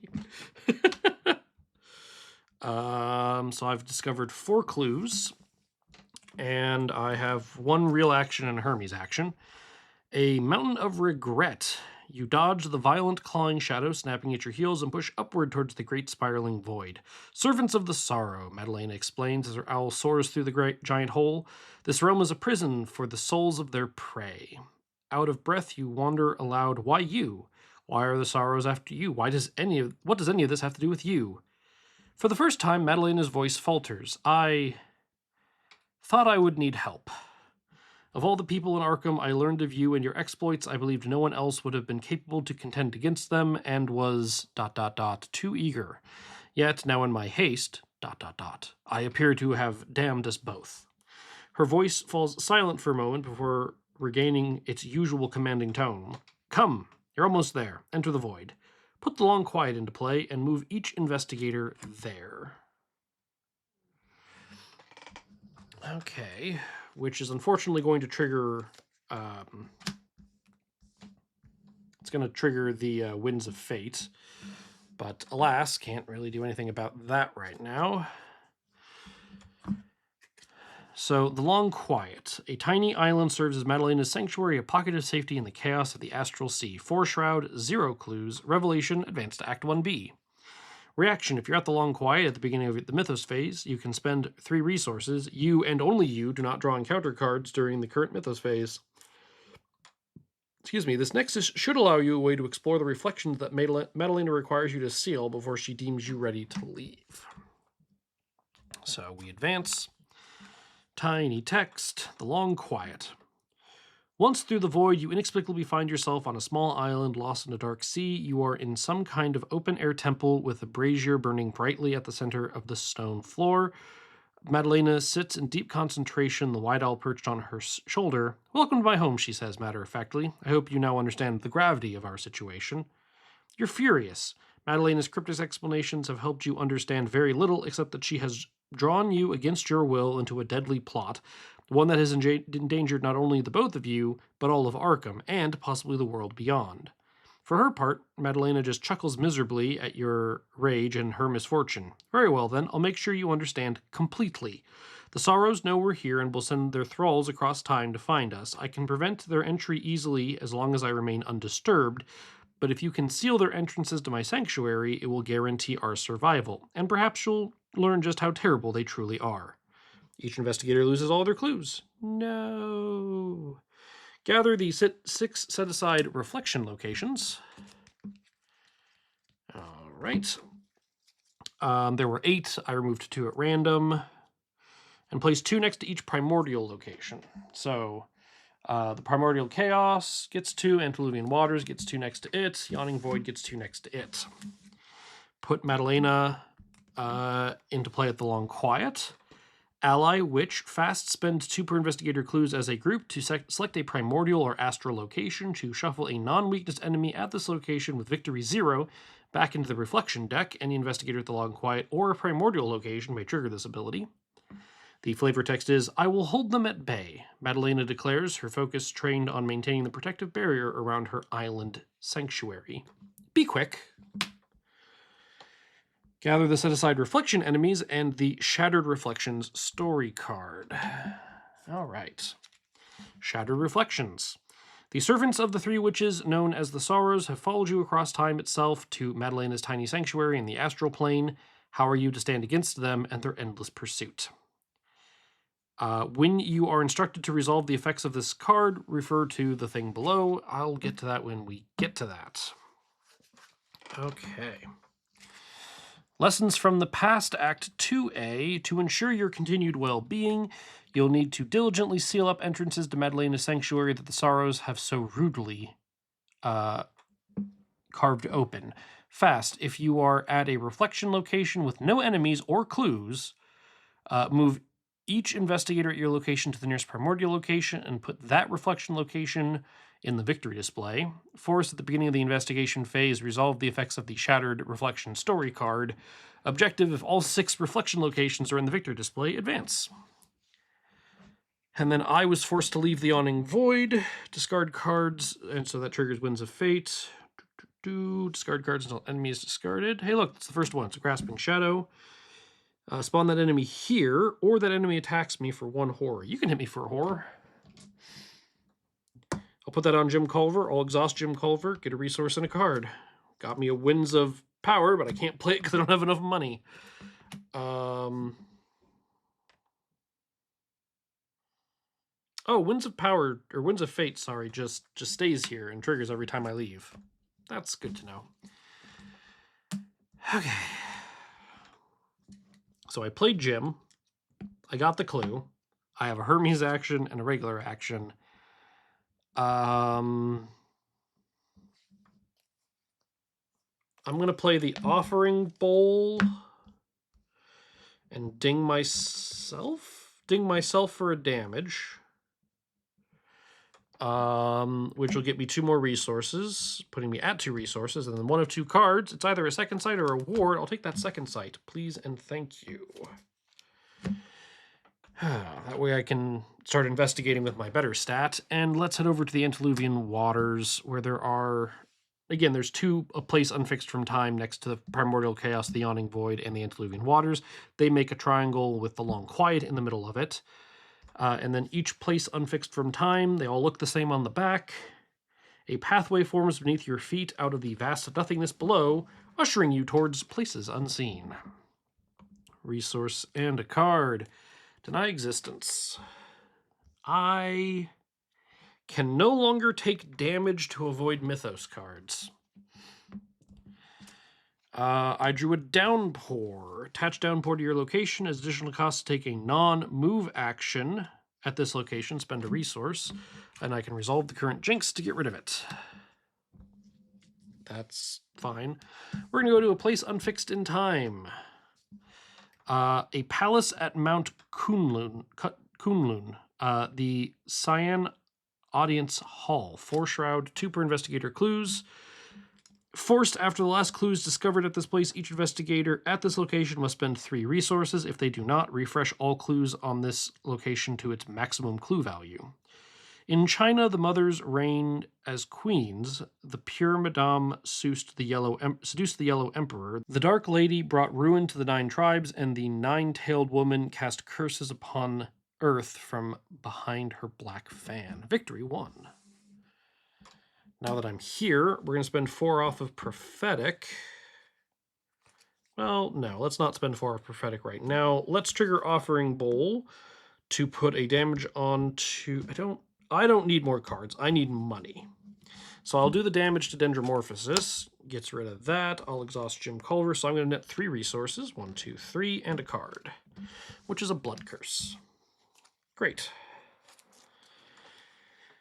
I think what we're going to do is spend 2 resources off of myself and 2 resources off of Prophetic to play Second Sight. So I played Second Sight. 3 charges on it.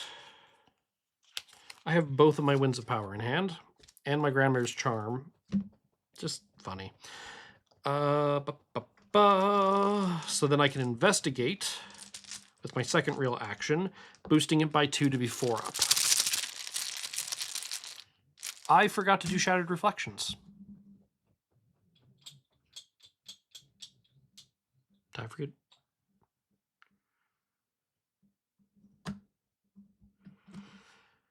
Hold the phone. I forgot to do Shattered Reflections. Yep. Okay, so if the total number of investigators is 1, draw the top draw card of the reflection enemies. If there's an odd number of doom on the agenda, there's 4. So I actually get to skip that for now. Sorry about that. There's just a lot. For one person, there's a lot to like keep track of. So I moved, I played Second Sight, I'm boosting by 2 to be 4 up. I drew an Elder Thing, which is -4. 1, 2, 3, 4, 5, 6, 7, 8, -4 is 2. I will spend a charge to get both the clues. I will spend 3 resources so that they don't refresh. And then, because there are no clues or enemies at this location, I can fast, move to the nearest primordial location, and shove that in the victory display. Great. So I moved, played a card, investigated. And that gave me 2 clues. And if I spend 2 clues, I don't have to take an encounter card. As long as I'm in the center triangle. But let's go to a place unfixed from time number 2 from this location. Viking settlements. Laance Ox Meadows. 2 shroud, 2 per investigator clues. Forced after you draw a token during an investigation test here. Reveal a second token from the bag. Do not apply the modifier to that test. If the 2 tokens are identical, the test fails. In the guise of fates, the sorrows guided men of the Hyperborean north to the New World. Madalena's voice pauses briefly against the harsh cold winds. Once the 3 mothers abandoned them, they did not survive long. Victory 1. Resource and a card. Hey, Gigi Giuliano. 1, 2, 3, 4, 5, 6, 7, 8 cards in hand. Blood Curse, Dreams of the Clay, Deny Existence, Ward of Protection, 2 Winds of Power, Grandmare's Charm, and a Gigi Giuliano. 5 of 13 Doom. And we draw Evil Eye. Test will 4 if you fail. All right. I'm going to commit Dreams of the Clay to this to be 3 up. For each point you fail by, exhaust a non-permanent, non-weakness asset under control. For each point that you are not able to exhaust, you must either discard a non-permanent, non-weakness asset or take a horror. Odds of -1. So if this skill test is successful, put Dreams of the Clay into play in your play area instead of discarding it. Reaction: when I draw a non-peril treachery from the encounter deck, I can remove Dreams of the Clay from the game to cancel its effects and discard it. That's nice. I'm just going to put that on the encounter deck to remember. Action number 1, investigate with Second Sight. Are Winds of Power spells? Nope, they're spirits. Oh, but I can use Prophetic to pay for spirits. Which means I could have played it when I drew it from my deck, probably. Oh, well. Investigate at 4 up. That is a Cultist, -2, I don't fail. I draw a second token, which is an actual -2. So I will spend a charge. I do also lose a charge because I found a Cultist. And I get both of these clues, go back to the Antediluvian Waters, and this goes to the victory display. So that was action number 1. What is the fast here? Resolve if to take a non-move action. I'm going to move to the Primordial Chaos, a new prong. So I have 2 regular actions left, with which I'm going to stay here for a minute. I can cancel encounter cards pretty easily from where I am. So let's get Grandmare's Charm down and play a Winds of Power. So I'm at 0 resources to play Grandmare's Charm, 2 from Prophetic to play Winds of Power, to put 2 on second sight. That's pretty good. Resource and a card. Another Dreams of the Clay. We go to 6 Doom. I forgot to draw a Reflection. I'm just going to draw a Reflection enemy this round, even though I shouldn't, because I forgot to last round. That's my bad. I am going to spend 2 clues to not draw an encounter card. Did I misread that? Is that not how that works? Spend 2 clues as a group. Nope. Never mind. I can't spend 2 clues to cancel encounter card. I can spend 2 clues to bounce a reflected enemy back. So what's the top card of the deck? It's a Downpour. That's fine. You can go through. I don't really care about you. And then I will draw the reflection enemy. I found a Sorrowful Handmaiden. It will spawn at the Palace of Mount Kunlun, otherwise the nearest primordial location, which is my location. So I made a friend. We're going to tap the Offering Bowl to put a damage on the Bloodstone. I don't really need cards as much, but then I'll exhaust Jim Culver to net 3 resources, putting me at 4 and drawing me a card, which is another second sight. Great. Fight using Cosmic Flame. I'm 3 up, 4 up with a Prophetic Charge, or Prophetic Resource. Cultist -2, I did not fail. Spend 1 off of this to destroy you, and send your victory 0 into the victory display with you. Let's move to a place unfixed from time number 1. A faraway Sardom, Yaga's Forest Hermitage, 2 Shroud, 2 per investigator clues. Jinxed, it gets plus X Shroud, where X is the total number of enemies at primordial locations, which is 0. Even when forces conspired to keep the sorrows away from the realms of men, their reach always extended beyond the grasp of those who sought to confine them. Victory 1. So I attacked, I moved, let's investigate. As an additional cost to... Excuse me, I forgot Downpour was at this location, so I had to spend 1 resource to attack. So I did. And then I'm going to just fast get rid of that and drop a clue on Primordial Chaos, because I don't want to deal with that in the future. Investigate, I'm 4 up. Tablet -2, I did not fail. Spend a charge off of second sight, get both of these clues, fast add it to the victory display, and put me back at Primordial Chaos. So I attacked, I moved, I investigated. Let's move to the last option here, which is the Bridge of Sighs at the University of Oxford. 4 Shroud, 1 per investigator clue. Jinxed. Forced, if you trigger a Jinx while at the Bridge of Sighs, immediately move to the nearest primordial location.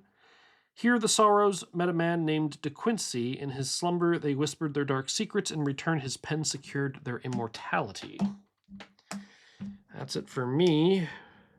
Resource and a card. Bloodstone. Ready everything.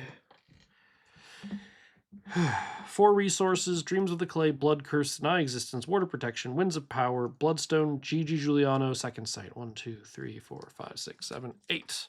We go to 7, which means I need to draw a card from the Shattered Reflections. It's an odd number of doom. After my encounter card, which is a Pale Observer. I'm going to cancel that. It's a Will 2, but gets +1 difficulty for every 2 cards in my hand, so it's a Will 6. And if you fail, take a horror, and this card gains Surge. Nah, I just don't want to deal with it. So, remove you from the game. And then I draw Bound Vitala of Mahakali. 3 health, 2 fight, 2 evade, humanoid, cultist, risen servitor. Spawns at the Tridevi Marg, otherwise the nearest primordial location. Fierce of face, she is dark with flowing hair and four-armed, divine adorned with a garland of heads. Dakshina Kali Dayan Mantra. Victory 0, hits for damage and horror. I'll deal with you in a second. I'm going to investigate. I will spend 2 off of Prophetic to be 4 up. 0. Get the clue fast, put it in the victory display. This drops me at the Primordial Chaos, where the bound Vetala of Mahakali is. So let's attack the bound Vetala of Mahakali. I'm 4 up as it is. That is a -4. Spend a charge to do 2 damage. Done. Let's do that again.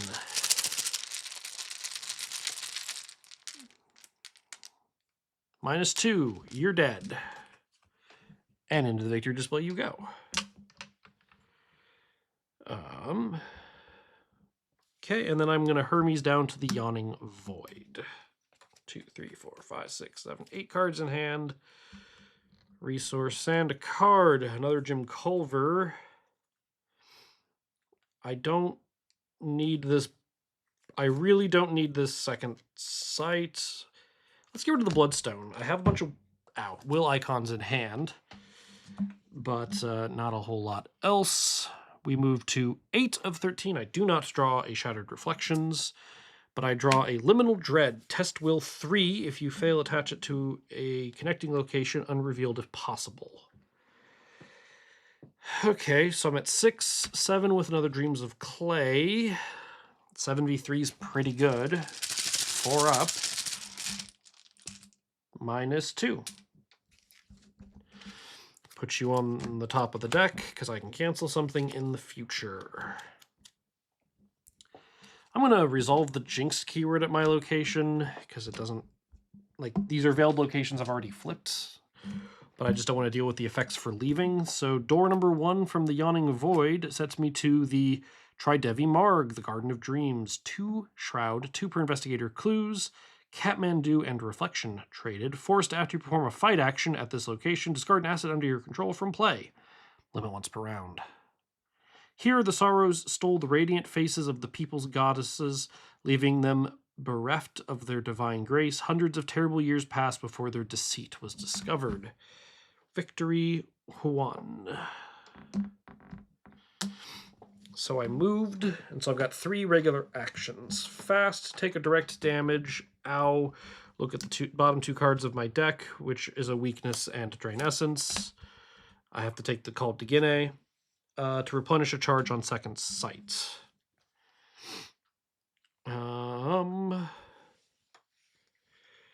Investigate. I'm already 4 up.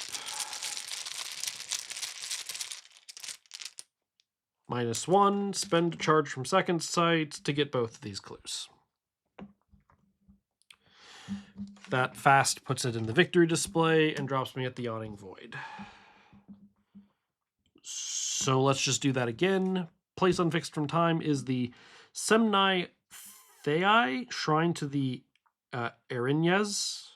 5 Shroud, 3 per... They're just 3 clues. 5 Shroud, 3 clues. Grease and Reflection traded. Jinxed. Action, take a damage or a horror to discover a clue here. Forced. Clues may not be discovered here except by the above action.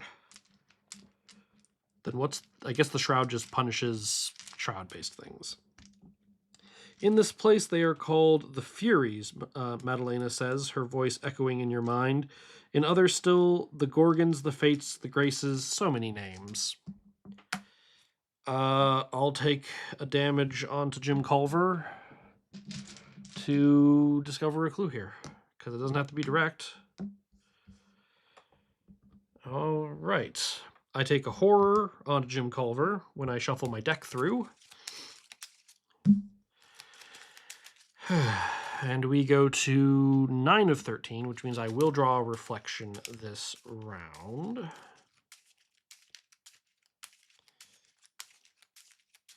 My deck is very thin. It's an offering bowl. How many cards do I have in hand? 1, 2, 3, 4, 5, 6, 7, 8. I'm going to get rid of Second Sight. Draw a card. Dark Silhouette. After I fail an Investigator and Evade, yeah, that's fine. I'm not taking Investigator Evade actions. But if I fail an Investigator Evade, I draw discard cards at the top of the encounter deck until a non-elite enemy is revealed. And I found another Bound Vitala of Mahakali, who will spawn at the Yawning Void. I spend 2 actions to put horror on myself and a damage on Jim Culver to get the last 2 clues and win. I could have victory searched a little bit longer because I know Thomas DeQuincy's in the reflection deck as part of setup, but I don't want to deal with that right now. Lessons learned. With the last reflection sealed away, Madalena's voice echoes in your mind, a sensation that's becoming almost uncomfortably familiar. Good, she says. Come back to me now. You haven't known Madalena long enough to be sure, but there's a hint of something in her voice that might just be pride. Or at least the closest thing to it she's capable of. R1. Maybe it's just this campaign plus this investigator, but just like I have so many free triggers and there's just so many things happening in like rapid succession. R1. That's a lot of text. Through sheer grit and determination, you have managed to fend off the relentless assault of the Three Mothers' thralls. You find Madalena slumped against a wall, and though her face is pale and drawn from exhaustion, she wears a smug grin. I knew it was right to bet on you, she says pridefully, as if she had not just spent the bulk of her strength to maintain the barrier around her sanctuary. There's no turning back now, she says, pulling herself to her feet. The Three Mothers know you. They will come for you, and they will stop at nothing until they claim you or your life. Both, perhaps, should they feel particularly offended. They do like to take offense, you know. Madalena produces a piece of chalk from her pocket and begins to sketch a complex pattern upon the wall. We return to my original plan, then, she says, continuing her work. We eliminate the Three Mothers once and for all before they can claim their vengeance upon you. It's hard not to feel overwhelmed by doubt when you ask Madalena about how she expects you to contend against the Three Mothers, entities she herself claims are immortal and endless. With a wave of her hand, Madalena's owl companion swoops down to perch on your shoulder. Stolas is a capricious little thing, but he will aid you as long as I wish him to, she explains. Through his eyes, I will protect you from harm and guide your hand. With a flourish, Madalena completes her drawing, and a shimmering portal appears in its place. The familiar image of your room is visible beyond its threshold. Time presses on. Return home and make your preparations, as I shall do here. Learn as much as you can about the Three Mothers. You will find that they are not without their weaknesses. You feel a sudden pang of regret for ever breaking the seal on that letter. It's a feeling you've become all too familiar with since that innocuous invitation arrived. You've been promised a simple evening out on the town, and now the peril you find yourself in is beyond anything you could have imagined. 3 immortal, powerful witches are lurking out there in the darkness, and thanks to Madalena's scheming, you become a pawn in her deadly game against them, a game that you cannot help but play, and one that you have little chance of winning. You step through the portal home, and Madalena calls out as it closes behind you. Trust in me, she says, as the steady confidence in her voice is almost enough to soothe your fears. I will see you through the storm. Record in your campaign log that the long quiet stands. One investigator must add the Great Prince Stolas, 36th Spirit of the Ars Goetia, story assets to their deck. 2-cost asset commits for a will and an intellect. You ally creature, demon, familiar. You get +1 intellect while he's in play. Forced, if the Great Prince Stolas would ever enter your discard pile, shuffle him into your deck instead. So, that's fun. Reaction, if a non-elite enemy with the jinxed keyword is in play at your location, shuffle the Great Prince Stolas into your deck and discard that enemy. The owl begins to make a peculiar clucking sound when it notices you looking. You're pretty sure the nasty little thing is laughing at you. Takes up an ally slot, and has 1 health and 1 sanity. Each investigator earns the Victory X value of each card in the victory display, plus 3 because I have all 6 copies of what are they called? All 6 paths. Thank you. So 1, 2, 3, 4, 5, 6, 7, 8, 9. And then proceed to interlude 3, the 3 mothers. The task before you is daunting. To survive their wrath, you must learn all you can about the 3 mothers, the 3 immortal witches that lie at the root of this mystery. Madalena's cryptic explanations of their true nature while you journey through the long quiet did much to underscore the terrifying scope of their power and sinister goals, but any actual knowledge you have of who they are and what they want from you is frustratingly slim. Though Madalena has promised to stay in contact through her familiar Stolas, you haven't heard a single word from her. The owl itself has been little more than a nuisance, leaving a trail of feathers and filth around your home, but you're not about to let Madalena's silence or her pet's poor behavior deter you. With a weary determination, you begin to explore your option. Each player must choose a passage to read. I am not detective, police, or warden. I am not assistant, miskatonic scholar, or wayfarer. I am not clairvoyant, chosen, cursed, dreamer, or manifold. I am a performer. Okay, so there's one option that I have. I'm not a criminal, drifter, or hunter. I am not civic, cultist, entrepreneur, or silver twilight. I am not agency, medic, reporter, or veteran. I am not believer. Oh, I am a witch. I am a witch. Do I want the witch or do I want the performer? I definitely feel like I'm leaning more on the witch. So let's read that one. Oh, wait. I remember now. The witch one is the same thing as the sorcerer one, which is kind of like a catch-all one. So I'm going to take the performer one because that's more specific. The clinking of glasses and the hum of lively conversation fill the smoky air of the Cavalier Speakeasy. You've been nursing a glass of whiskey at the bar for half an hour when the conversation you've been eavesdropping on takes an intriguing turn. Can you believe it? One of the 2 women says, leaning in conspiratorially to her friend. After all these years, Madame Nussbaum is going back to Germany. Who will run the school, I wonder? You feign disinterest, but your mind is racing. Helena Nussbaum, the elusive and mysterious headmistress of Nussbaum Academy, should have known about the coven of witches you found deep in the bowels of her school. It stands to reason that she would be a link back to the 3 mothers as well. The other woman, clearly drunk, chides her friend. Don't be stupid, Susie. Madame Nussbaum never leaves Freiburg. Madame Pappenheimer runs the school in her place. Everyone knows that. You lean back, letting their words sink in. This is more than idle chatter. This is a lead. You polish off the last of your drink. Perhaps it's time for you to pay Helena herself a visit. In your campaign log, record that you learned where to find Helena Nussbaum. Add 1 copy of Suspiriorum's favor weakness to your deck. It does not contribute to your deck size. Suspiriorum. Suspiriorum's favor until your last grasp. It is an asset weakness. Omen, revelation put into play under your control, forced when you draw or reveal a tablet token from the chaos bag. Trigger the current jinxed and discard Suspiriorum's favor. The earth is suffocating. Swear to make them cut me open so that I won't be buried alive. And it takes up an arcane slot. Ugh. That's the worst part of that card. Interlude 2, with your new information in hand, you begin tossing essentials into your suitcase. Stolas watches you from his perch on the shelf, tilting his head in that curious way of his. There's still been no word from Madalena, but you can't sit around waiting for her. Time's ticking away, and you have a trio of witches to stay 1 step ahead of.